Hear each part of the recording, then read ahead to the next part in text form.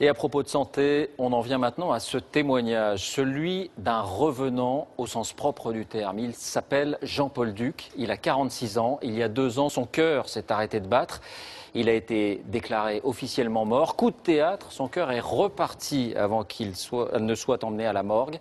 Il a donc frôlé la mort et comme d'autres avant lui, il témoigne de ce qu'il a vu, de ce qu'il a ressenti. Cette expérience, dit-il, a modifié ses perceptions. Reportage Florence Bouquilla, Olivier Jacquelin avec notre bureau à Lyon. C'est dans son jardin que Jean-Paul Duc a été déclaré mort le 17 juillet 2010, foudroyé par un infarctus sous les yeux de sa femme. Très vite, les secours arrivent. 1 heure durant, ils tentent de le sauver. À ce moment-là, affirme cet homme qui se dit plutôt cartésien, il s'est vu flotter au-dessus de son corps. J'ai vu mon corps recevoir des défibrillations, j'ai vu mon corps être manipulé, saigner de la tête, j'ai vu ma tête taper contre le sol. Et est-ce que vous ressentiez une douleur? Absolument aucune. Zéro douleur. 12 défibrillations, 41 mg d'adrénaline, 12 défibrillations de 4000 volts, zéro douleur. J'entends et je comprends, on comprend. Mais il y a cette force au-dessus de vous qui dégage et vous partez. Toute l'équipe des secouristes était autour de moi et le médecin chef du SAMU m'a regardé dans les yeux et avant même de dire quoi que ce soit, m'a fait un geste des mains en me disant « c'est fini ». Mais le malade a encore des sensations, il perçoit des mouvements autour de son corps. On voit des êtres qui sont autour de nous, l'être, la chaleur, l'énergie en fait que chaque être humain dégage. Et donc on voit ces énergies circuler autour de vous et vous vous posez des questions et d'un seul coup, il y a cette lumière. Ah, c'est une lumière qui vous attire et qui a un appel, qui vous appelle. En fait, vous partez sereinement, tranquillement. Brutalement, le cœur de cet homme de 46 ans a recommencé à battre. Cette expérience de mort imminente, il la raconte dans ce livre. C'est pas comme une seconde naissance, c'est différent d'une seconde naissance. En fait, c'est moi, en sachant ce que je connais, et j'ai l'impression pas d'être jeune, quoi, d'être complètement, avoir 2 ans, quoi. Et dans ma tête, ça peut être comme ça, on peut le définir comme ça. Mais je suis un peu aussi comme une boussole qui a perdu le nord et l'ouest, quoi. Soutenu par son épouse, Jean-Paul Duc se remet doucement de son infarctus et de ses 10 mois de rééducation. Il est aujourd'hui persuadé d'avoir été de l'autre côté du miroir. Alors, on va essayer d'en savoir un peu plus avec vous, Sébastien Vibert, bonsoir. Bonsoir. D'abord, on a le sentiment d'entendre régulièrement des témoignages sur le sujet. Eh bien oui, David, on estime à peu près entre 6 et 20% les personnes qui, ayant survécu à un arrêt cardiaque, racontent cette histoire, la lumière, le corps qui se soulève. Alors ce ne sont pas toujours des personnes qui mentent ou qui sont versées dans des élucubrations, non, elles sont souvent de bonne foi et elles racontent toutes la même chose.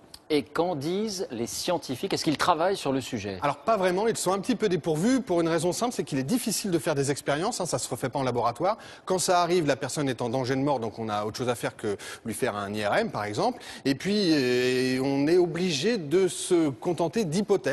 Alors celle qui circule dans les milieux scientifiques, malgré tout, c'est un manque d'oxygène du cerveau qui fait qu'il enverrait des signaux un petit peu particuliers, toujours les mêmes. Mais ce n'est qu'une hypothèse. Aujourd'hui, la science est un peu dans le brouillard. Merci Sébastien pour ces précisions.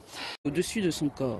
J'ai vu mon corps recevoir des défibrillations, j'ai vu mon corps être manipulé, saigner de la tête, j'ai vu ma tête taper contre le sol. Et est-ce que vous ressentiez une douleur? Absolument aucune. Zéro douleur. 12 défibrillations, 41 mg d'adrénaline, 12 défibrillations de 4000 volts, zéro douleur.